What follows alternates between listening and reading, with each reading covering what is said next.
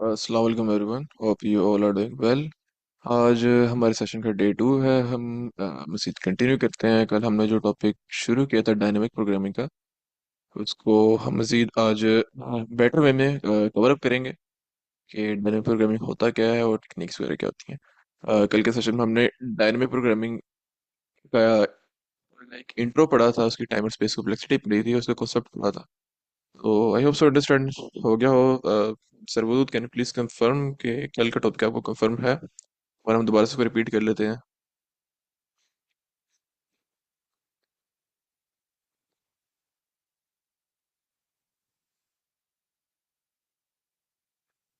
Sir थोड़ा बहुत idea है, लेकिन थोड़ा सा रिकॉल करवा दें तो बेहतर होगा। फिर आगे कंटिन्यू ठीक कर लीजिएगा आप। ठीक है, ठीक है। तो अगर हम डायनेमिक प्रोग्रामिंग की बात करें तो दोबारा से जस्ट सेकंड, स्क्रीन शेयर करता हूँ। अच्छा, कल की हमारे पास स्लाइड्स थी। ज़्यादा का हम कवर नहीं करेंगे, बेसिक देख लेते हैं कि डायनेमिक प्रोग्रामिंग के अंदर हमारे पास बेसिकली, सेकंड, ठीक है। तो ये हमारे पास डायनेमिक प्रोग्रामिंग की स्लाइड्स थी। इसके अंदर हमने पढ़ा था कि डायनेमिक प्रोग्रामिंग ये कॉन्सेप्ट, टाइम स्पेस कॉम्प्लेक्सिटी। तो बेसिकली डायनेमिक प्रोग्रामिंग होता क्या है? डायनेमिक प्रोग्रामिंग इटसेल्फ कोई डेटा स्ट्रक्चर नहीं है, लेकिन हाँ ये कॉम्बिनेशन है। Like it's a combination of many techniques, जिसको हमने एक नाम दे दिया है कि डायनेमिक प्रोग्रामिंग का एक हमने एक अलग से डेटा स्ट्रक्चर बना दिया। डायनेमिक प्रोग्रामिंग के अंदर बहुत सारी टेक्निक्स हम यूज करते हैं, ठीक है, इसलिए काफी वास्ट है। इटसेल्फ डायनेमिक प्रोग्रामिंग जो मुश्किल नहीं है, लेकिन इसके अंदर जो टेक्निक्स है ना वो काफी ज्यादा मिकदार में है जी, काफी ज्यादा क्वांटिटी में है। तो हम इसलिए कहते हैं कि डायनेमिक प्रोग्रामिंग थोड़ी सी कॉम्प्लेक्स है, अलग अलग टेक्निक्स को समझना। तो डायनेमिक प्रोग्रामिंग का यूज करते हुए हम प्रॉब्लम्स को, लाइक जो ट्रिकी प्रॉब्लम्स होती हैं उनको हम एफिशिएंट वे में सॉल्व कर सकते हैं। हम डायनेमिक प्रोग्रामिंग के अंदर जो टेक्निक्स होती हैं उनको यूज करते हुए हम जो बड़ी प्रॉब्लम्स है ना उनको हम स्मॉलर पार्ट्स में स्प्लिट कर देते हैं, और उस स्मॉलर पीसेस को हम कंबाइन करते करते हम अपनी जो बड़ी प्रॉब्लम है उसको हम कंस्ट्रक्ट करके उसको हम लाइक सॉल्व कर लेते हैं, ठीक है। और हमारे पास जो डायनेमिक प्रोग्रामिंग है उसके अंदर हम कुछ टेक्निक्स होती हैं, जैसे मेमोइजेशन है या फिर टेबुलेशन है बेसिकली। तो उसमें होता क्या है कि मेमोइजेशन के अंदर हम उसको एक और नाम दें तो हम उसे कहते हैं bottom, sorry, top down approach, या हम उसे मेमोराइजेशन कह सकते हैं।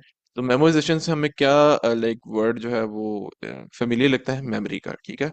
हम क्या करते हैं, हम एक कोई प्रॉब्लम होती है उसे सॉल्व करते हैं, ठीक है। तो होता क्या है, हम उसको अपनी मेमोरी में सेव कर लेते हैं। लेट्स से हम स्केयर वाली एग्जांपल दोबारा से ले लेते हैं। हम 4 का स्केयर निकालते हैं एक दफ़ा, 4 का स्केयर 16 आता है, तो हम उसको अपनी मेमोरी में सेव कर लेते हैं। तो होता क्या है कि बाद में जब दोबारा से हमारे पास क्वेश्चन है कि हम 4 का स्केयर निकालना है, तो हमें लाजमी नहीं है हम उस पर दोबारा से ऑपरेशन लगाए वगैरह, दोबारा से हम उसे उसी तरह कैलकुलेशन करें, ठीक है। हम डायरेक्टली क्या कर सकते हैं, क्योंकि हमारी मेमोरी के अंदर पहले ही आंसर सेव है 4 का स्केयर, तो हम डायरेक्टली वहाँ पे हमारा जो आंसर है वो इनपुट कर सकते हैं, ठीक है। तो इस तरह मेमोरी के अंदर सेव करते हुए हम अपने आंसर को बहुत ही डायरेक्टली और एफिशिएंट वे में अपनी प्रॉब्लम को सॉल्व कर सकते हैं।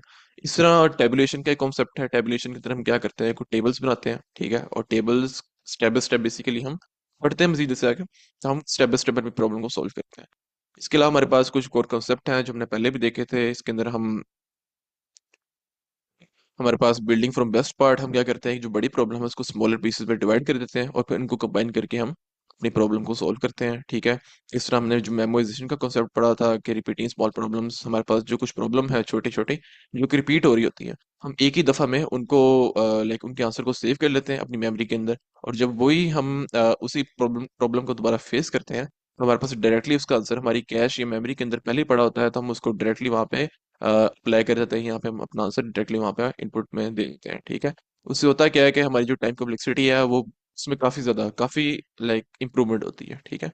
और इसके अलावा वही मेमोरी और मेमोरी टॉप डाउन, हमने जो मेमोराइजेशन की टेक्निक है उसको हम मजीद पढ़ते हैं आगे। और बिल्डिंग अ बॉटम अप, जिसे हम टेबुलेशन कहते हैं, ये भी हमारे पास डायनेमिक प्रोग्रामिंग की जो बेसिक टेक्निक है ना, जो सबसे बेस टेक्निक है, वो ये दो हैं, ठीक है। इसके अलावा हमारे पास अगर हम एग्जाम्पल की बात करें, तो हमारे पास एक बहुत ही मेजर या क्लासिक प्रॉब्लम है फिबोनाची सीक्वेंस का। तो उसमें बेसिकली होता क्या है कि फिबोनाची सीक्वेंस के अंदर हम क्या करते हैं, फिबोनाची का कॉन्सेप्ट आप लोगों ने पहले भी लाइक प्रॉब्लम सॉल्व की होगी लीड कोड पे, या कभी आपने इस प्रॉब्लम को जरूर फेस किया होगा कि फिबोनाची हम सीक्वेंस फाइंड करते हैं, फिबोनाची नंबर फाइंड करते हैं। तो हम उसे मजीद लीड कोड में देखते हैं फिबोनाची नंबर वाले क्वेश्चन को। इसमें हम उन्होंने बताया है क्या क्या है कि हम लाइक इन टेक्निक को यूज करते हुए हम अपने फिबोनाची नंबर की जो प्रॉब्लम है उसको सॉल्व कर सकते हैं।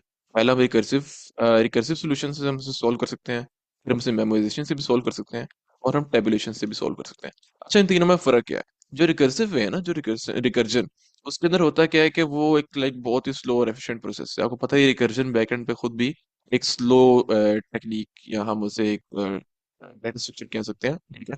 तो जो रिकर्जन है ना, हमें एक बहुत ही like very slow and inefficient, हमारे पास जो टाइम और स्पेस कॉम्प्लेक्सिटी होती है ना, वो हमारे पास बहुत ही स्लो और इनएफिशिएंट होती है।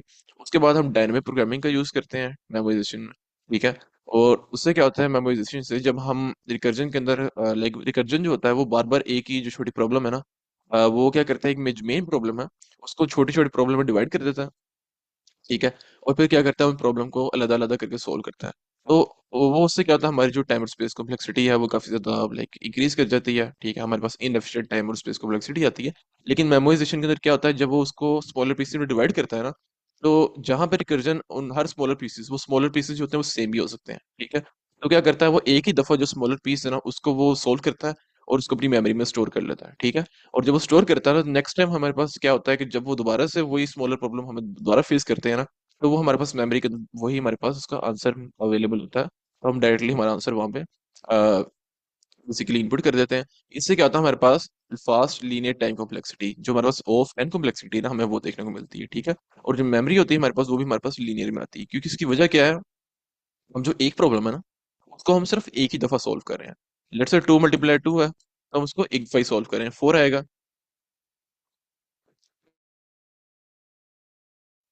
ये हमारे पास सॉरी एक ही दफा सोल्व होगी, ठीक है। जब वो एक दफा सोल्व होगी तो हम इस 4 को ना, लेट्स से मेरी ये मेमोरी ब्लॉक है, ये मेरे पास एक मेमोरी ब्लॉक बना है, मैंने इस 4 को अपने अंदर स्टोर कर लिया। और मैंने कहा कि जो 2 का स्केयर है ना, ठीक है, मैंने उसको एक एड्रेस भी दे दिया, और उसके एड्रेस के अंदर मैंने उसका ये आंसर सॉल्व लाइक स्टोर करवा दिया, ठीक है। तो क्या होगा कि अब मेरे पास, मैंने अपने मेमोरी ब्लॉक के अंदर मैंने जो मेरे पास उसके पैरेलल है मेरा जो क्वेश्चन, उसके पैरेलल मैंने उसका आंसर सेव करवा दिया, ठीक है। क्या होगा, जब दोबारा से मुझे वही प्रॉब्लम फेस करने को मिलेगी, लेट से मुझे दोबारा से कहता है कि मुझे 2 का स्क्वायर निकाल के, तो मैं डायरेक्टली हम वहां पे 4 अपना आंसर दे दूंगा, ठीक है। तो हम क्या करें, एक ही जो प्रॉब्लम है सिर्फ उसको एक दफा ही सॉल्व कर रहे हैं। मैंने जो 2 का स्क्वायर निकाला सिर्फ एक दफा ही निकाला। ऐसा नहीं होगा कि मैं दोबारा से, मेरे पास वो प्रॉब्लम आती है तो मैं दोबारा से उसको दोबारा कैलकुलेशन करूंगा उसकी। तो क्या होगा, हम एक प्रॉब्लम को सिर्फ एक दफा ही सॉल्व कर रहे हैं, तो हमारे पास जो उसकी कॉम्प्लेक्सिटी होगी वो मेरे पास ऑफ एन के अंदर आएगी, ठीक है। इसके अलावा हमारे पास जो टेबुलेशन का कॉन्सेप्ट है, इसके अंदर हमारे पास लाइक कुछ हम स्टेप्स को यूज करते हैं, हम टेबल बनाते हैं, उसके अंदर अपना आंसर स्टोर कराते हैं, ठीक है।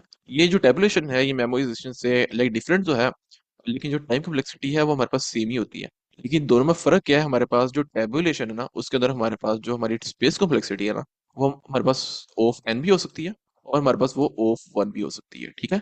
अगर हम बेस्ट केस की बात करें तो हम अपने जो टेबुलेशन के अंदर ऑफ वन कॉम्प्लेक्सिटी का यूज कर सकते हैं। तो इस कंडीशन में होगा क्या कि हमारे पास जो टेबुलेशन का कंसेप्ट है, टेक्निक है, वो हमारे पास एक बेटर टेक्निक होगी, क्योंकि हमारे पास उसके अंदर स्पेस कॉम्प्लेक्सिटी है वो ऑफ वन आ रही है। और मेमोराइजेशन के अंदर हमारे पास जो बेस्ट और वर्स्ट केस में ओ ऑफ एन ही रहेगी, टाइम और स्पेस कॉम्प्लेक्सिटी, ठीक है। तो ये फिबोनाची सीक्वेंस को मजीद आगे देखते हैं कि किस तरह से हम इसको इम्प्लीमेंट करेंगे टेक्निक्स को हमारे इस प्रॉब्लम के ऊपर।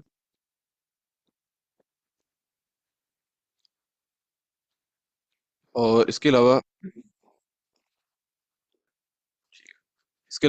टाइम और स्पेस कॉम्प्लेक्सिटी का हमने डिस्कशन की है कि हमारे पास जो मोस्ट ऑफ द टाइम, क्योंकि हमारे पास डायनेमिक प्रोग्रामिंग के अंदर सिर्फ दो टेक्निक नहीं होती है, रिकर्जन, टेबुलेशन, मेमोराइजेशन, हमारे पास बहुत सारी टेक्निक होती हैं।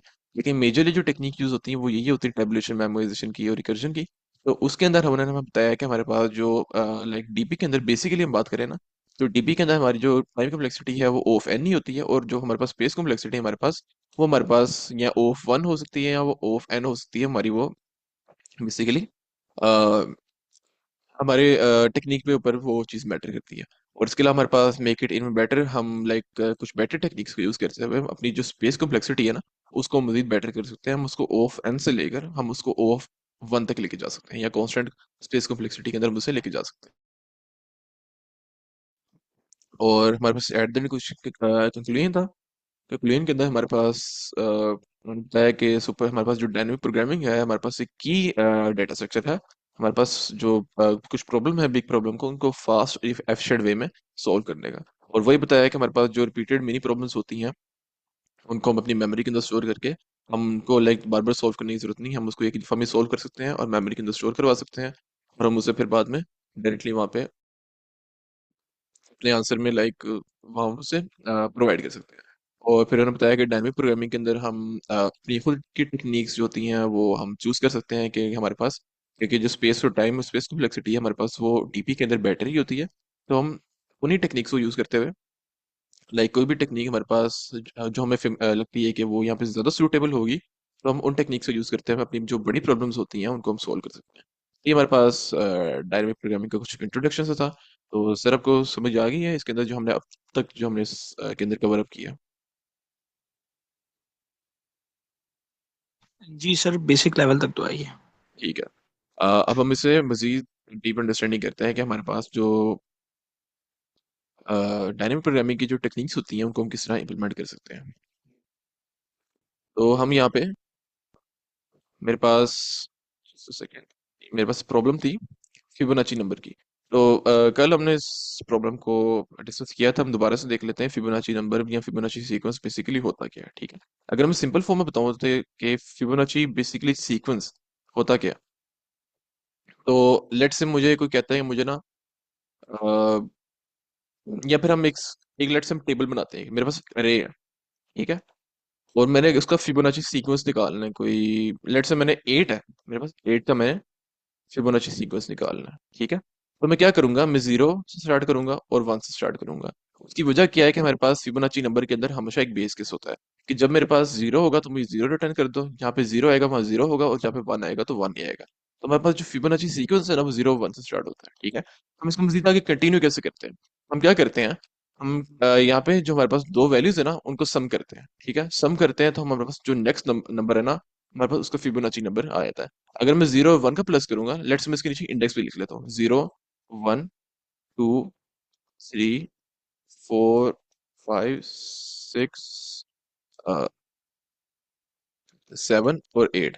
मैंने 8 तक क्या करना है, अपना फिबोनाची जो सीक्वेंस है उसको, फिबोनाची जो 8 का फिबोनाची नंबर है मैंने फाइंड करना है।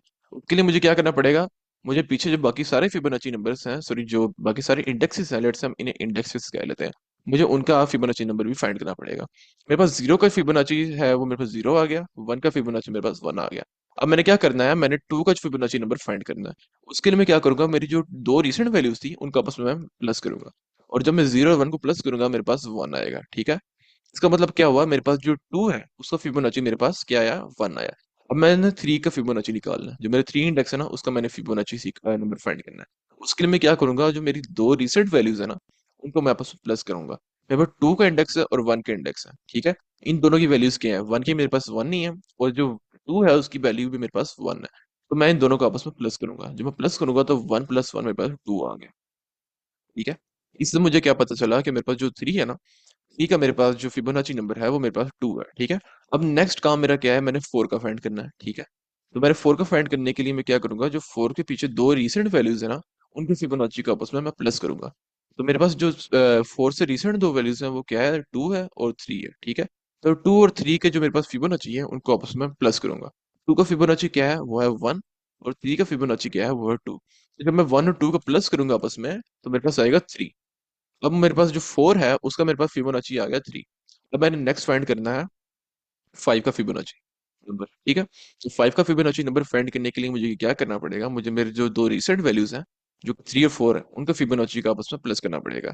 ठीक है, तो मेरे पास 4 का फिबोनाची 3 है, 3 का फिबोनाची 2 है, मैं इन दोनों का प्लस करूंगा तो मेरे पास यहाँ पे 5 आ जाएगा। 5 का फिबोनाची मेरे पास 5 आ गया। उसके बाद मैंने 6 का फिबोनाची फाइंड करना है।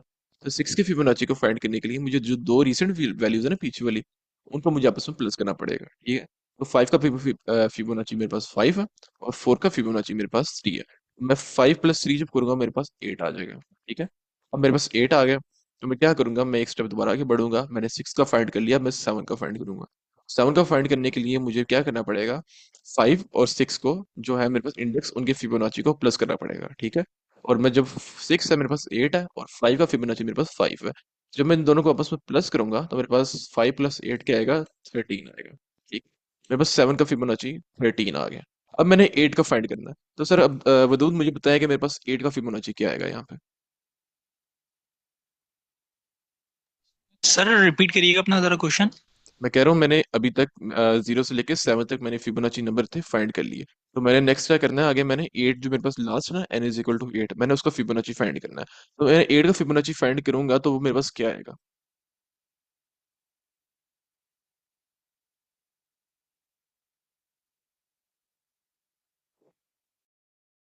सर हमारे पास उसमें एरे के अंदर 13 है। नेक्स्ट आई गेस वो होगा। देखे ना आपको, फिबोनाची जो सीक्वेंस है उसका आपको कॉन्सेप्ट समझ में आया कि नहीं आया, कि मैं दोबारा रिपीट कर दूं। सर एक दफा और करना रिपीट। चलो मैं कर नहीं देता हूँ। क्लियर हो। अच्छा, हमने करना क्या है बेसिकली, हमने लेट्स से मैंने यहाँ पे इंडेक्स बना ली है, ये मेरे पास ये इंडेक्स है। ठीक है, ठीक है, मेरे पास 0 से लेके 8 तक इंडेक्स है। ठीक है, और मैंने यहाँ पे जो 8 है ना, उसका मैंने, मेरा जो n की वैल्यू मेरे पास 8 है, तो मेरा जो बेसिक क्वेश्चन यहाँ पे है कि मैंने 8 का जो फैक्टोरियल होता है ना, जो मैं यहाँ पे लिख सकता हूँ, एक सेकेंड, मैंने यहाँ पे 8 का फैक्टोरियल वो मैंने फाइंड करना है यहाँ पे। ठीक है, तो मेरा, जी। 8 का फैक्टोरियल हमारे पास वो उसके रिवर्सिंग जो नंबर होंगे वो मल्टीप्लाई हो जाएंगे। ठीक है सर। नहीं, मल्टीप्लाई नहीं होंगे, प्लस होंगे। मेरे पास जो 8 है ना, उसके जो दो रिसेंट नंबर्स होंगे, मेरे पास कंडीशन ये है कि दो लास्ट नंबर जो होंगे ना, जो कि 6 और 7 है, उनके फिबोनाची के आपस में मैं प्लस करूंगा। अच्छा ये हमारे पास कंडीशन दी गई है, ये फेबोनाची सीरीज ही ये होती है हमारे ये पास। फिबोनाची सीरीज ही यही होती है बेसिकली। फॉर्मूला भला क्या होता है, फॉर्मूला हमारे पास होता है, मेरे पास जो Fn है = फिबोनाची, मेरे पास n-2 प्लस f(n-1). ठीक है, फिबोनाची, सॉरी, f(n-1). ये मेरे पास एक फॉर्मूला है। ठीक है, अगर मैं इस फॉर्मूला को, लेट से, इसको इम्प्लीमेंट करता हूँ, मेरे पास n जो है मेरे पास वो, लेट से, मेरे पास है 3 है। ठीक है, 3 है। तो मेरे पास जो यहाँ पे 3 आएगा, मेरा जो n है उसकी जगह मेरे पास यहाँ पे 3 आ गया। ठीक है, तो मेरे पास ये 3-2 हो गया, और मेरे पास यहाँ पे 3-1 हो गया। 3-2 मेरे पास क्या आएगा, 1 आएगा, प्लस जो 3-1 है ना मेरे पास।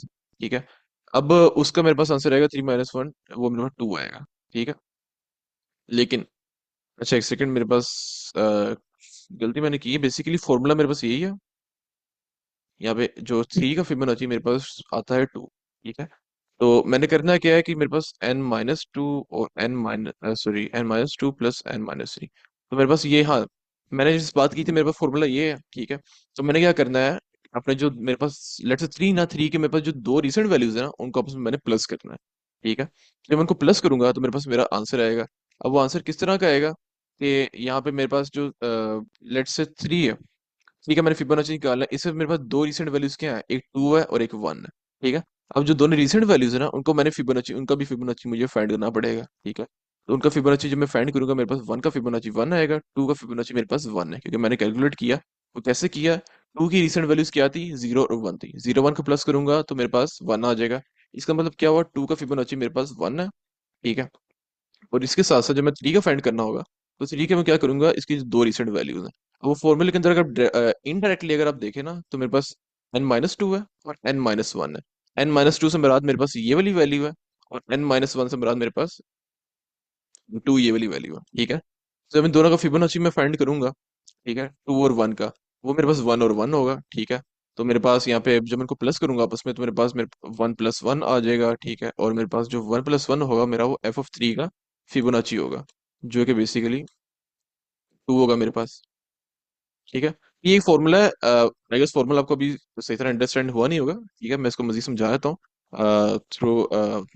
जी सर हाँ, ये आपने जो फॉर्मूला में जो वैल्यू सब्स्टिट्यूट करी है, तो उसके अकॉर्डिंग तो हमारे पास आंसर तो वो आना चाहिए, 3 आना चाहिए ना सर। ये आना चाहिए। ठीक है, बिल्कुल, बात आपकी बिल्कुल सही है, लेकिन पता है क्या है, जब मैं क्या करता हूँ, लेट्स मैं यहाँ पे लिख देता हूँ, मेरे पास n-2 था और n-1 था। ठीक है, अब n-2 और n-1, उससे क्या होगा कि ये जो फॉर्मूला है ना, ये हम डायरेक्टली अप्लाई नहीं करेंगे, क्योंकि आप देखें कि हम यहाँ पे n-1 और n-2 नहीं कर रहे, हमने साथ फिबोनाची भी लगाया हुआ है। ठीक है, तो अगर मैं फिबोनाची लगाऊंगा ना, तो अब मैंने आपको जो बताया कि मैं अपने यहाँ कहा कि 3 आ रहा है यहाँ पे। मैं इसको फॉर्मूला को दोबारा से लिखता हूँ। एफ का मैं 3 फाइंड करना है, मेरे पास फॉर्मूला क्या है, एफ फिबोनाची ऑफ n-, मेरे पास क्या है 3। ठीक है, मैं 3-2 करूंगा, मेरे पास क्या आंसर आएगा, 1 आएगा। मैं इसे यहाँ पे डायरेक्टली लिख देता हूँ, मैं यहाँ पे लिखता हूँ यहाँ पे डायरेक्टली 1। ठीक है, प्लस उसके साथ साथ मेरे पास n क्या है, 3 है, ये मैं यहाँ लिखता हूँ एफ ऑफ 3-1। ठीक है, और 3-1 मेरे पास क्या आएगा, 2 आएगा। मैं यहाँ पे डायरेक्टली लिखता हूँ 2। अच्छा, मेरे पास फॉर्मूला तो ये बन रहा है, क्योंकि जो मैंने वैल्यूज इनपुट की उनको माइनस किया, लेकिन मेन मकसद है कि हम इनको भी प्लस नहीं कर सकते, क्योंकि हमने इनका फिबोनाची भी फाइंड करना है। ये एफ साथ लगा ना, ये फिबोनाची को इंडिकेट कर रहा है।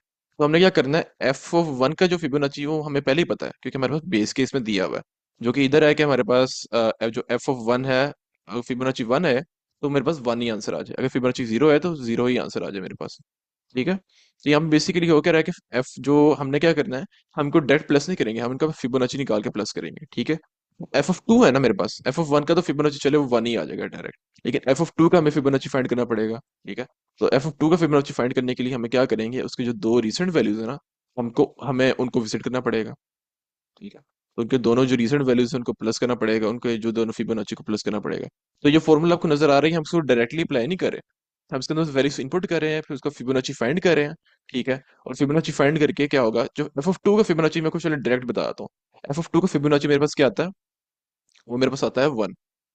ठीक है, तो मेरे पास मैंने इसका फिबोनाची भी निकाल लिया 1 का, जो कि 1 ही है, और 2 का फिबोनाची मेरे पास 1 आ गया। तो मैं जब दोनों को प्लस करूंगा, मेरे पास जो एफ ऑफ 3 का फिबोनाची है मेरे पास, वो मेरे पास 2 आएगा।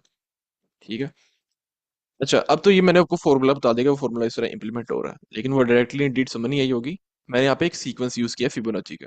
ठीक है, वो सीक्वेंस मैंने कैसे यूज किया, मैं यहाँ पे बताता हूँ आपको।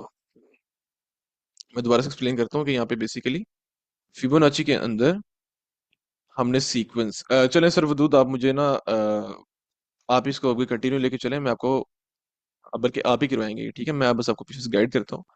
ठीक है, मैं क्या करता हूँ, मैं इसको दोबारा से लिख लेता हूँ, जस्ट सेकंड। मैंने क्या करना है, मैंने ना 8 का फिबोनाची फाइंड करना है। ठीक है, मेरे पास जो n है ना, वो है एफ, सॉरी 8 का मैंने फिबोनाची फाइंड करना है। ठीक है, तो फिबोनाची सीक्वेंस बनाने के लिए हम कैसे, जो हमारे फिबोनाची सीक्वेंस की शुरुआत भला कैसे होती है, वो हमारे पास होती है 0 और 1 से। ठीक है, 0-1 से होती है। उसकी वजह क्या है कि अगर मैं यहाँ पे लिखूँ ना एफ ऑफ 0, तो उन्होंने पहले ही हमें क्वेश्चन में बताया कि जब वो एफ ऑफ 0 मांगेगा ना, तो हमें 0 ही आंसर दे दो, और अगर एफ ऑफ 1 मांगेगा तो 1 ही आंसर दे दो। तो हमारी फिबोनाची की सीक्वेंस की जो हमेशा शुरुआत होती है ना, वो 0 और 1 से ही होती है।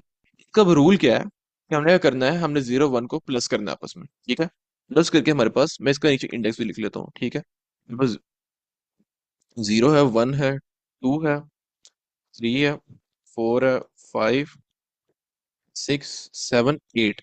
8 तक क्यों, कि मैंने 8 का फिबोनाची फाइंड करना है। ठीक है, अच्छा, अब मेरे पास करना क्या है, मैंने इन दोनों वैल्यूज को प्लस करना है, ताकि मेरे पास नेक्स्ट इंडेक्स है ना, उसका मेरे पास फिबोनाची आ जाए। ठीक है, मैंने क्या करना है, मैंने 2 का फिबोनाची फाइंड करना है। सर वदूद, उसके लिए मुझे बताया मुझे क्या करना पड़ेगा।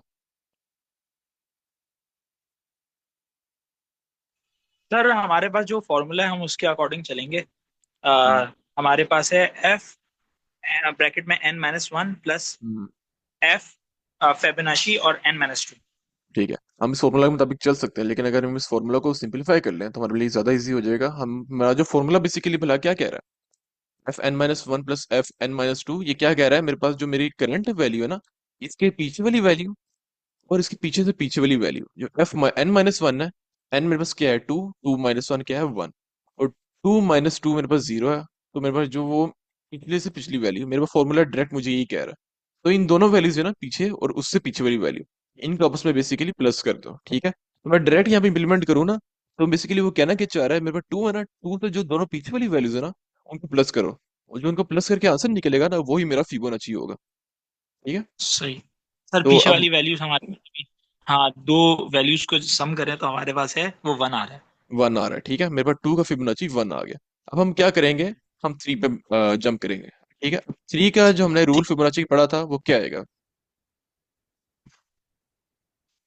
थ्री का फिबोनाची हमारे पास सर आई गेस थ्री आएगा। नहीं, सिर्फ रिसेंट टू वैल्यूज को, जो हमने, हम एक कदम आगे बढ़े ना, ये जीरो निकल गया हम्म। हमारी लाइन से, हमारे पास हमने सिर्फ रिसेंट अच्छा। टू वैल्यूज को देखना है, ठीक है। ठीक रिसेंट टू ठीक वैल्यूज को ठीक है। प्लस करेंगे आपस में। ठीक है सर। तो टू ये क्या आया। आएगा, टू आ गया, हमने वन प्लस वन किया तो टू आ गया, ठीक है। फिर ठीक। हमने अब फोर का फिबोनाची फाइंड करना है, तो फोर का फिबोनाची क्या आएगा। सर फोर का हमारे पास टू प्लस वन थ्री हो जाएगा। थ्री हो जाएगा। इस तरह हमारे पास, हमने एक और जंप कर लिया, अब हमने फाइव का निकालना है, तो फाइव का हमारे पास क्या आएगा। टू प्लस थ्री फाइव हो जाएगा। फाइव आ गया। अब हमें सिक्स का फाइंड करना है, सिक्स का क्या आएगा। सिक्स का सर एट हो जाएगा। एट हो जाएगा। और सेवन का सर सेवन का एट फाइव थर्टीन। थर्टीन। और लास्ट हमारे पास क्या था कि हमने एट का फाइंड करना है, तो एट का फिबोनाची हमारे पास क्या होगा। एट में हम थर्टीन यानी कि ट्वेंटी वन हो जाएगा सर। ट्वेंटी वन हो गया। तो इस तरह हमने एट का फिबोनाची फाइंड कर लिया, तो हमारे पास एट का फिबोनाची यहाँ पे, एफ जो एट है ना मेरे पास, उसका फिबोनाची मेरे पास हम्म। क्या आ रहा है, यहाँ पे ट्वेंटी वन आ रहा है, ठीक है। इस तरह हमने अपना फिबोनाची सही। नंबर था एट का, हमने फाइंड कर लिया। और इस तरह हमारे पास फिबोनाची नंबर और फिबोनाची सीक्वेंस दोनों अलग अलग चीजें हैं। सीक्वेंस हम इस चीज को कहते हैं जो हमने पूरा सीक्वेंस बनाया, ठीक है। और और नंबर हम हमने कहते हैं, एक्सेस की। बिल्कुल, और ठीक हमने एक स्पेसिफिक जो फिबोनाची, एक जो नंबर का फिबोनाची फाइंड करना है ना, उसके लिए हमने डायरेक्ट यहाँ पे उसका नंबर लिख दिया। ये हमारे पास बेसिकली फिबोनाची नंबर का एक कॉन्सेप्ट है, फिबोनाची सीक्वेंस का एक कॉन्सेप्ट है हमारे पास, ठीक है। है। तो जी सर क्लियर। ठीक है, इसे हम कहते हैं फिबोनाची का। लेकिन अब तो ये तो बहुत बेसिक प्रॉब्लम थी, ठीक है, हमने अब इसको अपने जो डायनेमिक प्रोग्रामिंग है ना, उसको यूज करते हुए सॉल्व करना है, ठीक है। और उसको अब आपको उम्मीद है, आपको जो फिबोनाची नंबर का कॉन्सेप्ट है बहुत इजी है, आपको समझ आ गया होगा, ठीक है। तो हम अब इसको आगे मजीद इंप्लीमेंट करते हैं, ठीक है। अब मैं इसे आपको ड्राई रन करता हूँ, ठीक है। वो मैं करता हूँ एक्सकेलीट्रॉस से, ठीक है। हमने कल भी देखा था मैच, बेटर वे में आपको ड्राई रन करके बताऊंगा कि हम किस तरह अपने फिबोनाची नंबर को फाइंड कर रहे हैं, ठीक है। अगर मैंने, लेट से मैं यूज करता हूँ रिकर्जन यहाँ पे, ठीक है। वहाँ पर डायनेमिक प्रोग्रामिंग के अंदर रिकर्जन भी यूज होती है, और मैंने फिबोनाची निकालना है मेरे पास सिक्स का, ठीक है। अब मैं यहाँ पे लिखता हूँ एफ ऑफ सिक्स, ठीक है। बल्कि इसका अपना यूज करते हैं हम। तो हाँ ठीक है, मैंने एफ जो है ना, सिक्स का फिबोनाची मैंने फाइंड करना है यहाँ पे। अब मैंने सिक्स का फिबोनाची फाइंड करना है, तो मुझे उसकी दो रिसेंट वैल्यूज भी चाहिए होंगी, ठीक है। अब सर वो मेरे पास उसकी दो रिसेंट वैल्यूज क्या है सिक्स की।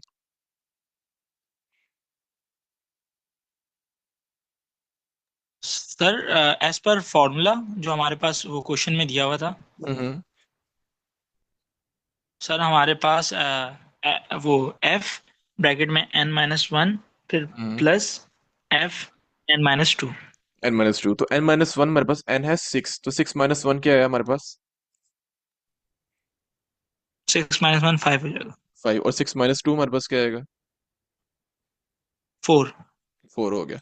अब मेरे पास जो उसकी दो रिसेंट वैल्यूज है ना, एफ ऑफ सिक्स की, वो मेरे पास एफ ऑफ फाइव है और एफ ऑफ फोर है। हमने इसका फिबोनाची फाइंड करने के लिए हमें दो रिसेंट वैल्यूज चाहिए होंगी इसकी। लेकिन हमें तो एफ ऑफ फाइव का फिबोनाची भी नहीं पता और एफ ऑफ फोर का फिबोनाची भी नहीं पता हमें। तो हमने फिर क्या करना है, हमें एफ ऑफ फाइव और एफ ऑफ फोर दोनों का फिबोनाची फाइंड करना पड़ेगा उसके मजीद लिए। मजीद तो मजीद ब्रेक डाउन। बिल्कुल, तो हम एफ ऑफ फाइव का फिबोनाची फाइंड करेंगे, उसके लिए हम क्या करेंगे, इसकी दो रिसेंट वैल्यूज को फाइंड फाइंड आउट करेंगे। एफ ऑफ फाइव की दो रिसेंट वैल्यूज क्या है हमारे पास। फाइव माइनस वन फोर और हम्म, फाइव माइनस टू थ्री। बिल्कुल, तो ये एफ ऑफ फोर और एफ ऑफ थ्री आ गया मेरे पास, ठीक है। इसी तरह मेरे पास एफ ऑफ फोर, उसकी दो रिसेंट वैल्यूज मेरे पास होंगी एफ ऑफ थ्री, और मेरे पास एफ ऑफ टू होंगी, ठीक है। अभी भी मेरे पास क्या हुआ कि मैंने ये तो वैल्यूज निकाल ली, लेकिन मुझे ना एफ ऑफ फोर का फिबोनाची पता है, ना एफ ऑफ थ्री का फिबोनाची पता है, ना एफ ऑफ टू का फिबोनाची पता है। तो मैं क्या करूंगा, मजीद मैं इनके जो दो वैल्यूज है ना प्रीसीडिंग, उनका फिबोनाची मैं निकालूंगा, ठीक है। एफ ऑफ फोर का फिबोनाची क्या है मेरे पास, उसकी दो प्रीसीडिंग वैल्यूज, उसकी दो प्रीसीडिंग वैल्यूज क्या है मेरे पास, एफ ऑफ थ्री, ठीक है, और एफ ऑफ टू, टू। बिल्कुल। और इसी तरह मैं यहाँ भी यही करूंगा, एफ ऑफ थ्री का मुझे फिबोनाची नहीं पता, तो मैं उसकी दो रिसेंट वैल्यूज पे जाऊंगा, वो क्या है, एफ ऑफ टू और एफ ऑफ वन, ठीक है। इस तरह ये जो बेसिकली मैं सेम यहाँ पे रिपीट करूंगा। एफ ऑफ थ्री की मुझे एफ ऑफ टू चाहिए, ठीक है। और एफ ऑफ साथ मुझे उसका एफ ऑफ वन चाहिए, ठीक है। और एफ ऑफ टू के लिए f(2) के लिए मुझे क्या चाहिए, उसकी दो रिसेंट वैल्यूज, f(2) की दो रिसेंट वैल्यूज क्या है, वो है 1 और 0। ठीक है, यहाँ पे क्या लिखूंगा, f(0), f(1) और f(0). इसके बाद मेरे पास जो f(3) है, ठीक है, मुझे उसका फिबोनाची भी नहीं पता होता है, तो मैं इसकी फिर दो रिसेंट वैल्यूज जो है उनकी तरफ मैं जाऊंगा। मेरे पास क्या है, f(2) है और f(1) है। ठीक है, और इस तरह ये मजीद डिवाइड होता जाएगा जब तक मेरे पास, मैं बताता हूँ बेस केस मेरे पास क्या है, f(1) और f(0). ठीक है, और f(2) मेरे पास की जो दो रिसेंट वैल्यूज हैं वो f(1) है और f(0) है। ठीक है, और मेरे पास ये f(2) एक ये वाला है, इसकी दो रिसेंट वैल्यूज क्या है, f(0) और f(1). और इसके अलावा मेरे पास जो लास्ट में है ना f(2), वो यही रह गया। ठीक है, उसकी दो रिसेंट वैल्यूज क्या है मेरे पास, f(0) और f(1), या f(1) या और f(0). ठीक है, अच्छा, अब मेरा जो सारा का सारा मैंने एक ट्री बनाया ना, आपको एक ट्री ही नजर आ रहा है बेसिकली, तो ये क्या किया मैंने, ये सबको 0 और 1 तक खत्म कर दिया। उसकी वजह क्या है, मेरे पास फिबोनाची नंबर के अंदर एक हमेशा से एक बेस केस आता है। वो बेस केस क्या है, हमने क्वेश्चन के अंदर ही पढ़ा था कि, सर वो हमारे पास उसकी वैल्यू मौजूद है। बिल्कुल, हमारे पास अगर मेरे पास f(0) है ना, तो मुझे 0 दे दो, उसका आंसर 0 आएगा, और f(1) जब मेरे पास आएगा उसका आंसर 1 आएगा। तो ये मेरे पास बेस केस है। जब मुझे बस जब तक मैं, यानी मेरा जो रिकर्जन है ना, जब तक वो लाइक एक एक करते करते वो एंड तक फिबोनाची निकालता रहेगा, जब तक उसके पास बेस केस टच नहीं होता। ठीक है, तो मेरे पास यहाँ पे बेसिकली क्या हुआ, मैंने एक एक करके सबके फिबोनाची निकाले एंड तक, जब तक मेरा यहाँ पे सारा का सारा मेरा बेस केस टच नहीं हो गया। ठीक है, अब हुआ क्या यहाँ पे, कि मेरा जो अब सारे देखें, अब यहाँ पे एंड पे क्या रहेगा, f(0) रहेगा और f(1) रहेगा। ठीक है, मेरे पास मेरी मतलब यहाँ पे वैल्यूज जो है, मेरा आंसर यहाँ से निकलना शुरू हो जाएगा। अब यहाँ पे मेरे लिए आसानी शुरू हो जाएगी बेसिकली। वो कैसे, जहाँ पे मेरा f(0) है ना, वहाँ पे मैं 0 लिखूंगा, और जहाँ पे मेरा f(1) है वहाँ पे मैं 1 लिख दूंगा। मैं अगर यहाँ पे डायरेक्टली लिखूँ ना, तो ये मेरे पास f(0) मेरे पास 0 था और f(1) मेरे पास 1 था। और फॉर्मूला में क्या कह रहा था, हम इन दोनों जो रिसेंट वैल्यूज है ना उनको आपस में प्लस कर दें। ठीक है, तो जब मैं इसे प्लस करूंगा ना, तो मेरे पास क्या, मेरे पास आंसर आएगा 1, जो कि किस चीज को इंडिकेट कर रहा है, मेरे पास जो फिबोनाची 2 है ना, उसका मेरे पास जो फिबोनाची 2 का आंसर है मेरे पास, वो मेरे पास यहाँ पे 1 है बेसिकली। ठीक है, मेरे पास फिबोनाची 2 का जो आंसर है बेसिकली मेरे पास यहाँ पे 1 आ गया। ठीक है, आपको यहाँ समझ आई कि मैंने किस तरह यहाँ पे उनकी दो रिसेंट वैल्यूज थी उनका प्लस किया, ताकि मेरे पास एक एक करते हुए ऊपर तक मेरे पास उसका फिबोनाची निकलता जाएगा। ठीक है, इसी तरह आप देखें कि मेरे पास जो बाकी f(2) आपको नजर आ रहे हैं, ठीक है, वो सारे के सारे इस तरह ही, यानी लाइक सोल्व हो रहे हैं। मेरे पास यहाँ पे 1 आ जाएगा, जहां जहां मेरे पास 2 है ना, f(2), वहां मेरे पास उसकी जो आंसर है वो 1 आ ही जा रहा है। ठीक है, तो इस तरह एक एक करते मैं सारी कैलकुलेशन को सोल्व करता जाऊंगा। ठीक है, और मेरे पास f(1) है यहाँ पे। अब देखिए, मेरे पास जो f(2) था उसका फिबोनाची क्या आया था, 1 आया था, और f(1) का फिबोनाची मेरे पास क्या होता है, वो होता ही 1 है। ठीक है, तो मैं क्या करूंगा यहाँ पे, जस्ट अच्छा, मैं क्या करूंगा यहाँ पे, मैं, मेरे पास इसका जो f(1) का 1 ही आ गया। तो अब मैं जब मेरे पास जो दोनों रिसेंट वैल्यूज थी उनको जब मैं प्लस करूंगा ना, तो मेरे पास क्या आएगा, मेरे पास उन दोनों का सम आ जाएगा। तो दोनों रिसेंट वैल्यूज का सम क्या है, 1 + 1, मेरे पास 2 है। इस चीज से मुझे क्या पता चला, कि मेरे पास जो f(3) है ना, फिबोनाची 3, तो मेरे पास आंसर जो है ना बेसिकली, वो मेरे पास है यहाँ पे 2। तो यहाँ पे मैं डायरेक्टली f(3) की जगह मैं यहाँ पे क्या लिख सकता हूँ, मैं यहाँ पे 2 लिख सकता हूँ। ठीक है, और हमारे जो, अब मैंने ये जो सारा का सारा आपको नजर आ रहा है ना, हम एंड तक गए, फिर एक एक करके उस सबके जो मेरे पास f(2) है उनका आंसर निकालते गए, f(2) से लेके f(3) तक गए। ठीक है, जो f(2) का आंसर था वो हमने f(3) के जो रिसेंट वैल्यूज सब प्लस किया, हमारे पास उसका आंसर आ गया। इस तरह एक एक करते हम पहले ऊपर से नीचे आए, और हम एक एक कदम करते करते हम ऊपर जा रहे हैं। ठीक है, इसे हम कहते हैं रिकर्जन। इसमें आपको एक चीज समझनी है कि हमारे पास रिकर्जन का जो कॉन्सेप्ट है ना, वो क्या है, कि हम क्या करते हैं, एक एक करते हैं। अब जो हमारे पास, जब हम अपने f(6) है, मेरे पास फिबोनाची 6 है, उसके ऊपर जब मैं रिकर्जन लगाता हूँ, रिकर्जन को तो नहीं पता मेरा जो f(6) है, फैक्टोरियल 6, उसका आंसर क्या है।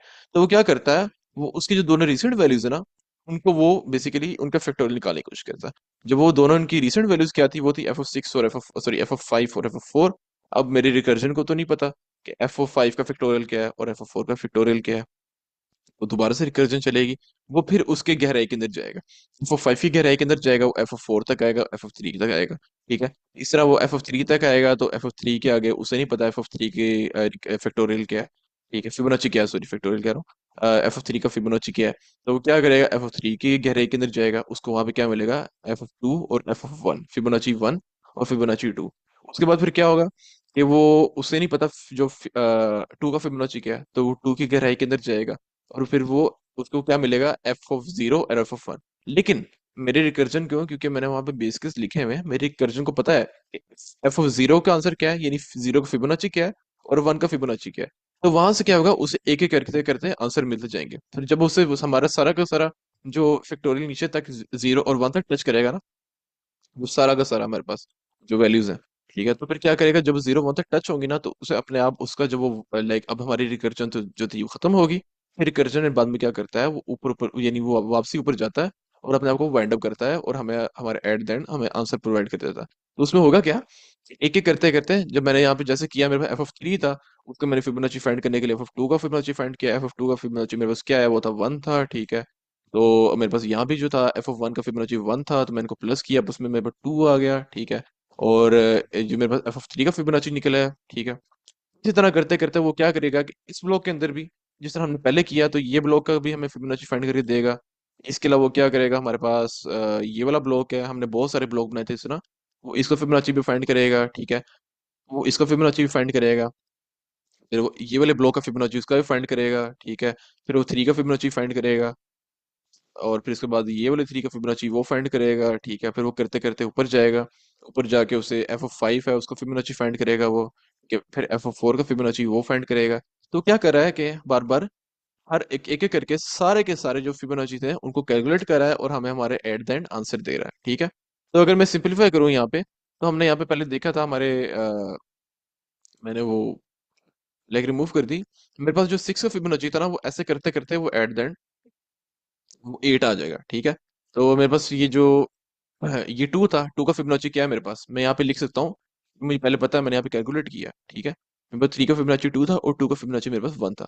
तो यहाँ पे मैं डायरेक्टली लिख सकता हूँ कि मेरे पास जो 2 है ना, जस्ट जस्ट सेकंड, मेरे पास जो 2 है ना, उसका फिबोनाची मेरे पास क्या आ रहा है, वो मेरे पास यहाँ पे मैं डायरेक्टली लिख सकता हूँ, वो 1 आ रहा है। ठीक है, इस तरह मेरे पास ये वाला ब्लॉक है। ठीक है, इसके अंदर मैं लिख सकता हूँ, मेरे पास जो ये वाला फिबोनाची है ना, 2 का फिबोनाची, वो मेरे पास यहाँ पे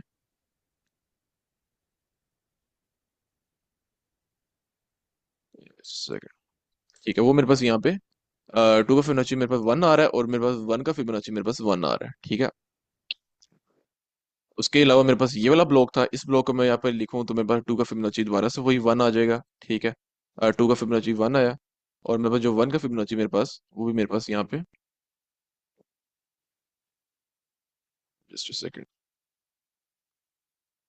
ठीक है, तो वो मेरे पास यहाँ पे 1 आ जाएगा, और मेरे पास यहाँ भी 1 आ जाएगा। ठीक है, और मेरे पास ये वाला जो पोर्शन था, ये वाला ब्लॉक, इसके अंदर आप देख सकते हैं कि यहाँ पे भी आपका जो 2 का फिबोनाची था ना, वो मैं आपके पास यहाँ पे, जस्ट सेकंड, वो आपके पास यहाँ पे।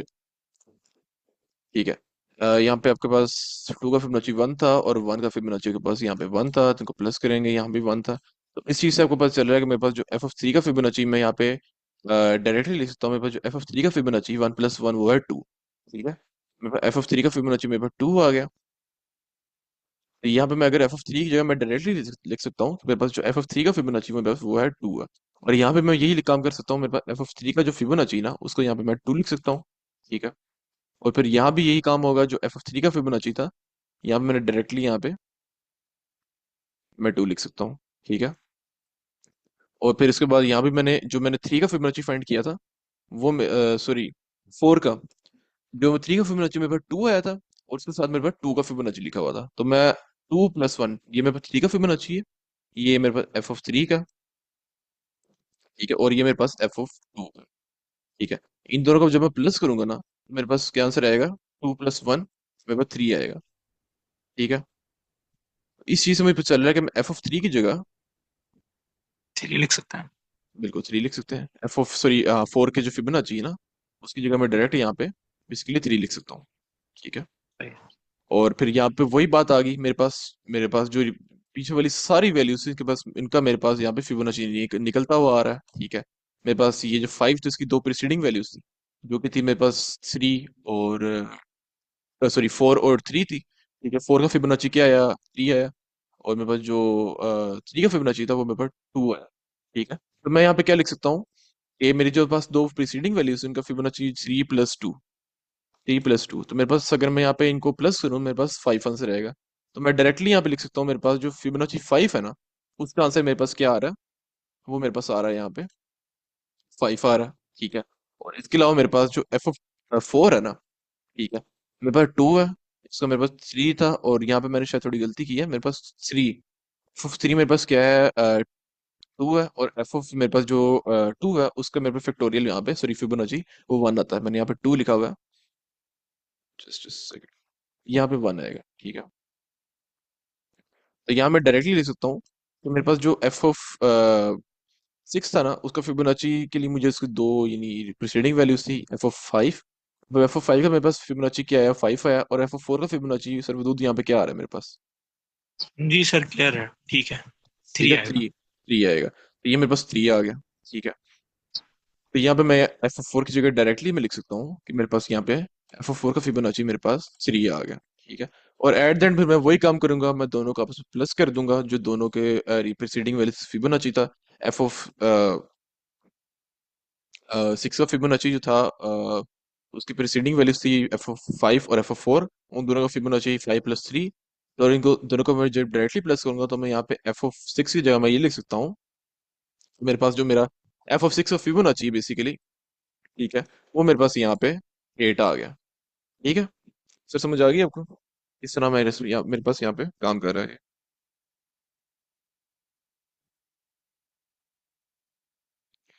जी सर, क्लियर है आपको? जी सर, क्लियर है। ठीक है।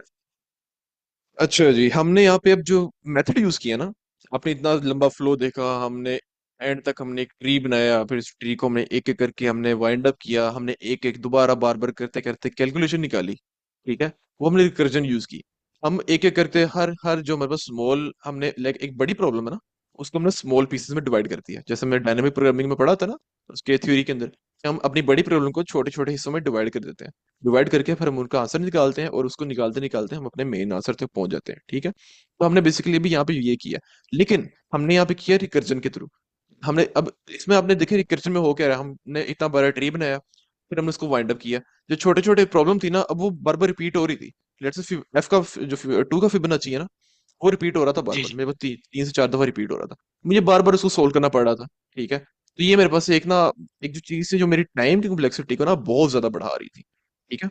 सही। इस चीज को रिकर्जन के अंदर ये चीज बहुत कॉमन है, इस चीज को मुझे ओवरकम करने के लिए ना, मैं क्या मेथड यूज करूंगा, मेमोराइजेशन का। अब हम डायनामिक प्रोग्रामिंग का एक बहुत ही इंपॉर्टेंट टॉपिक है मेमोराइजेशन, उसको हम पढ़ते हैं, ठीक है। मैं दोबारा से यहाँ पर मैं ट्री बनाता हूँ, मेरे पास, ठीक है, मेरे पास ये मेरा एक ट्री बन गया, मेरे पास ये मेरा एक ट्री अच्छा था। सर, जी मेरा एक सर। सवाल है कि फिबोनाची सीरीज में, जैसे ये अभी जो क्वेश्चन था हमारे पास, उसके अंदर इसी तरीके से हमें फॉर्मूला प्रोवाइड किया जाएगा, या बाय डिफॉल्ट इसका यूनिवर्सल फॉर्मूला यही यही होता है? इसका यूनिवर्सल जो फॉर्मूला ये होता है, ठीक। इसका यूनिवर्सल फॉर्मूला फिबोनाची का बेसिकली बना ही ये है, और हमेशा यूज ही होता है, ठीक है। अच्छा, अब हम टेक्निक यूज करते हैं हमारी, उसके अंदर बहुत ज्यादा कॉमन टेक्निक है, या बहुत ज्यादा मेजर टेक्निक है हमारी डायनेमिक प्रोग्रामिंग के अंदर, मेमोराइजेशन की, जिसे हम कहते हैं अपना टॉप डाउन का। हम टॉप से शुरू करते हैं और हम अपने एंड तक जाते हैं, ठीक है। अच्छा, मेमोराइजेशन से आपके दिमाग में क्या चीज आ रही होगी, हम एक मेमोरी बनाते हैं, ठीक है। अब वो कैसे हम उसको इम्प्लीमेंट करेंगे, ये सॉरी,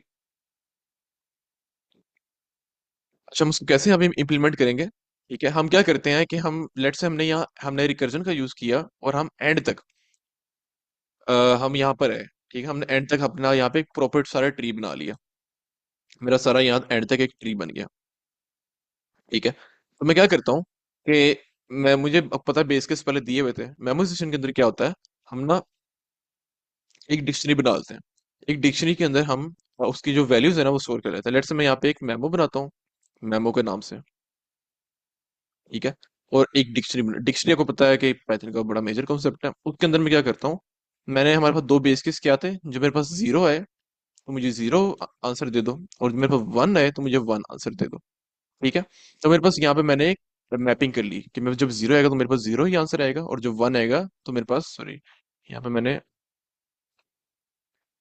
जब मेरे पास वन आएगा तो मुझे वन ही आंसर दे देना। ठीक है। तो मैंने एक तरह मैपिंग कर ली, जब वन आएगा तो मुझे वन ही आंसर दे देना। ठीक है।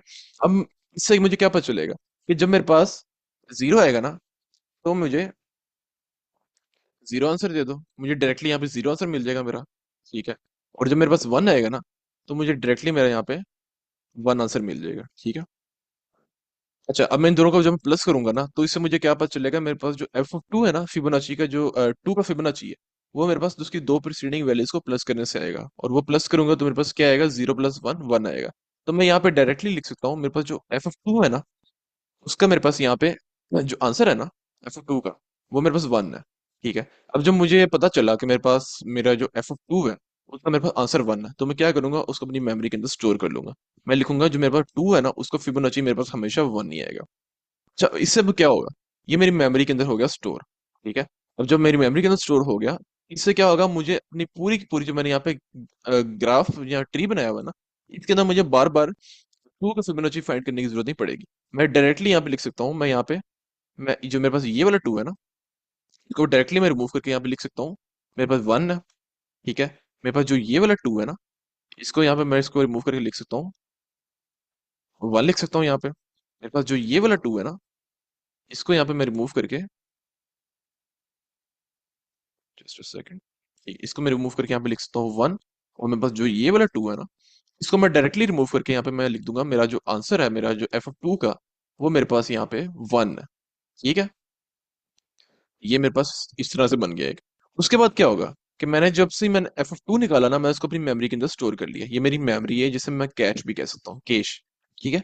उसके बाद क्या होगा, मैंने एक दफा टू का फाइंड किया फिबोनाची, और मैंने क्या कर दिया, अपनी पूरी ट्री के अंदर ना उसको इंप्लीमेंट कर दिया डायरेक्टली। मैं बार बार वही ऑपरेशन नहीं यूज करूंगा वगैरह, मैं पूरी ट्री के अंदर ना टू का फिबोनाची डायरेक्ट लिख दूंगा, जिससे क्या होगा, मेरी टाइम कॉम्प्लेक्सिटी बहुत बेहतर हो जाएगी। ठीक है। अच्छा, उसके बाद अब मेरे पास नेक्स्ट जो स्टेप क्या है, मैं थ्री का फिबोनाची फाइंड करूँ। ठीक है। तो यहाँ पे मेरे पास एफ ऑफ वन का फिबोनाची क्या आएगा, वो मेरे पास यहाँ पे वन आ जाएगा। ठीक है। मेरा नेक्स्ट स्टेप क्या है, मैं थ्री का फिबोनाची फाइंड करूँ। तो थ्री का फिबोनाची मेरे पास क्या है, वन प्लस वन, वो टू है। तो मैं यहाँ पे एफ ऑफ थ्री की जगह लिख सकता हूँ, मेरे पास जो मेरा आंसर है वो है मेरे यहाँ पे टू है। ठीक है। अब जो मेरे पास देखा, मेरे पास जो टू है, एफ ऑफ थ्री है ना, थ्री का फिबोनाची वो टू है। तो यहाँ से मैं अपनी मेमोरी के अंदर स्टोर कर लूंगा, थ्री है ना, थ्री का फिबोनाची मेरे पास पैरेलल है टू के। अब उसके बाद क्या होगा, कि जब मुझे पता चल गया मेरे थ्री का आंसर ही टू है, तो मैं क्या करूंगा, अपनी पूरी जो एक थ्री है ना उसके अंदर मैं जहाँ पे एफ ऑफ थ्री है ना, उसको रिमूव करके यहाँ पे मैं टू लिख लूंगा।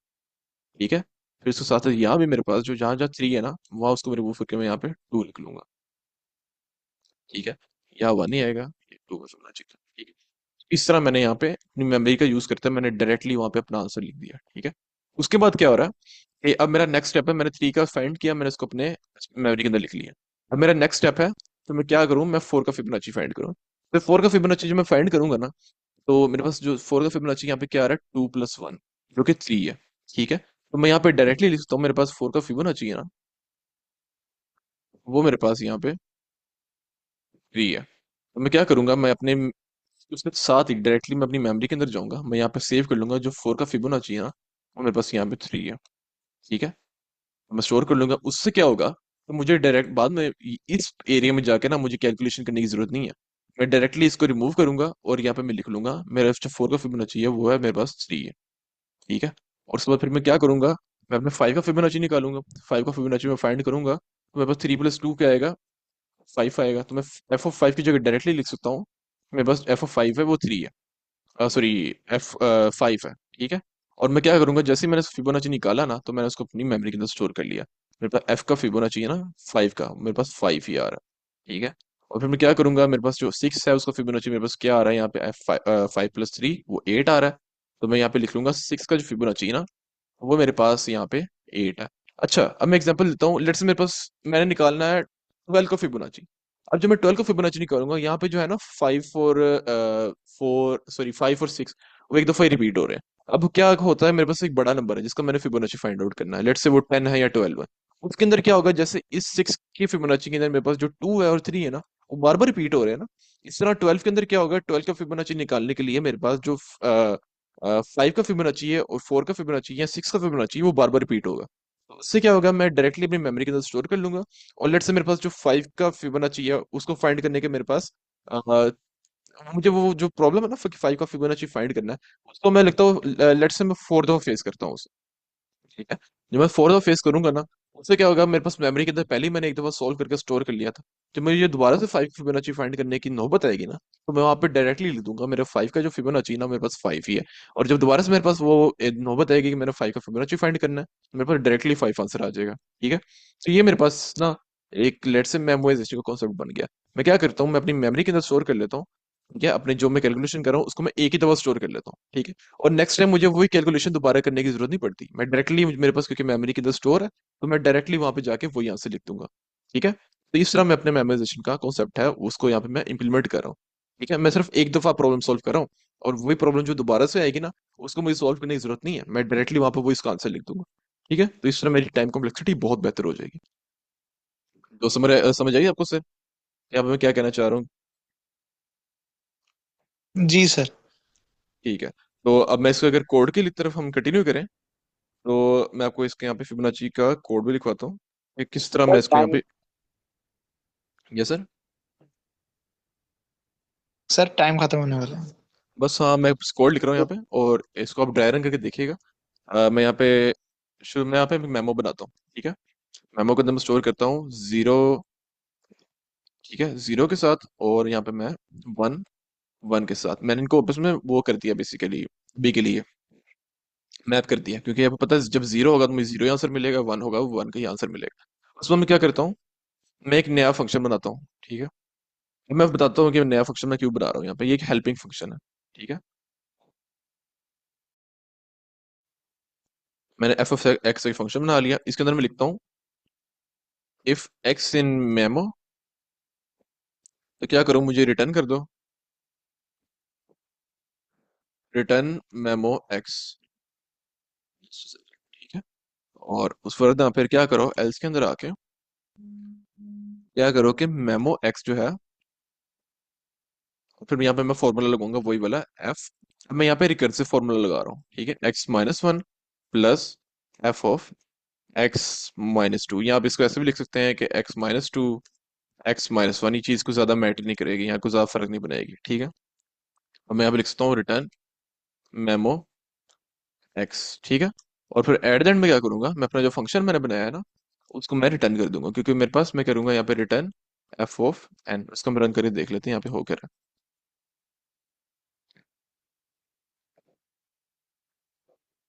ठीक है, मेरा कोड यहाँ पे रन हो गया, इसकी जो टाइम कॉम्प्लेक्सिटी है वो मेरे पास ऑफ एन है। थोड़ा सा इशू है सर्वर का आई गेस, लेकिन मेरे पास इसकी टाइम कॉम्प्लेक्सिटी है वो ऑफ एन ही आएगी। ठीक है, टाइम एंड होने वाला है, मैं कोशिश करता हूँ इसको थोड़ा ड्राई रन करके बता दूं कि यहाँ पे हो क्या रहा है। मेरे पास मेमो है। ठीक है, मेमो के अंदर मैंने स्टोर कर लिया 0 और 1 का, मैंने बेसिकली मैंने उसकी मैपिंग कर ली। ठीक है, उस मैंने एक फंक्शन बनाया। अच्छा, ये फंक्शन क्या कर रहा है मेरे, क्योंकि इस लाइन के अंदर, लाइन 9 के अंदर मेरे पास रिकर्जन हो रही है, तो इस फंक्शन के थ्रू मैं क्या कर रहा हूँ, जो मेरी रिकर्जन होती है ना, तो वो क्या करती है कि जस्ट सेकंड। अच्छा हाँ, वो रिकर्जन बेसिकली क्या करती है, वो ना एक नई कॉपी बना देती है। कि वो नई कॉपी बना देती है, वो मेरी जो मेमोरी होगी ना डिक्शनरी, उसको रीसेट कर देती है। तो वो रीसेट करेगी मेरे पास, तो उसका आंसर है ना वो मेरे पास वहां से रिमूव हो जाएगा। तो ये एक ना कॉन्सेप्ट है मेरे पास हेल्पिंग फंक्शन का, ये थोड़ा लंबा कॉन्सेप्ट है, लेकिन मैं आपको ऊपर से एक ओवरव्यू दे रहा हूँ। तो मेरे पास इसलिए मैं फंक्शन बना रहा हूँ ताकि मेरा जो रिकर्जन, जैसे जैसे रिकर्जन एक दफा कॉल हो ना, मेरी मेमो रीसेट ना हो, मेरी मेमो वही की वही रहे। इसलिए मैं अपने जो मेमो वाला पार्ट है ना, उसको मैं यहाँ अपनी फंक्शन से बाहर निकाल रहा हूँ। ठीक है, और बाकी का मेरा काम है उसको मैं अपने फंक्शन के अंदर कर रहा हूँ।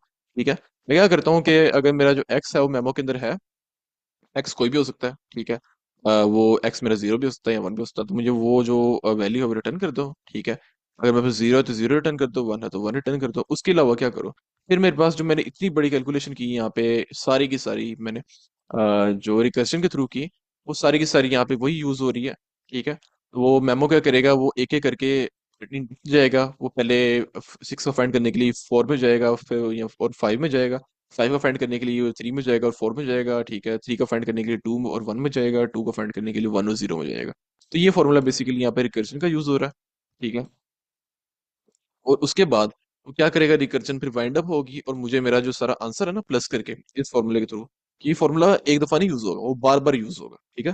उसके बाद ये क्या करेगा, ये फॉर्मूला यहाँ पे बेसिकली इंप्लीमेंट हो जाएगा, सॉरी फॉर्मूला यहाँ पे इंप्लीमेंट होगा और एट द एंड मुझे मेरा मेमो के अंदर यहाँ पे रिटर्न आंसर मिल जाएगा। और फिर उसी आंसर को मैं बेसिकली, क्योंकि ये मुझे यहाँ पे सीक्वेंस मिलेगा एक, तो उस सीक्वेंस की जगह मैं अपना सिर्फ नंबर फाइंड करना है जो कि एन है, तो इसलिए मैं यहाँ पे अपना एफ ऑफ एन, अपना डायरेक्ट यहाँ पे मैं अपना नंबर बेसिकली उसको आउटपुट में उसको फाइंड कर रहा हूँ या अपना नंबर में अपना आउटपुट ले रहा हूँ, ठीक है। इसको मैं अगर टेस्ट यहाँ पे देखूँ, टेस्ट केसेस इसके, मेरे पास यहाँ पे जो 2 का फिबोनाची मेरे पास यहाँ पे 1 आ रहा है, ठीक है। 3 का फिबोनाची मेरे पास 2 आ रहा है, 4 का फिबोनाची मेरे पास 3 आ रहा है। मेरे को टेस्ट केसेस पास हो गए, तो इस तरह मेरे पास कोड काम कर रहा है। और ये मेरे पास एक मेमोराइजेशन का कॉन्सेप्ट है जिसके अंदर मेरे पास जो टाइम और स्पेस कॉम्प्लेक्सिटी है ना वो O ऑफ n के अंदर आती है।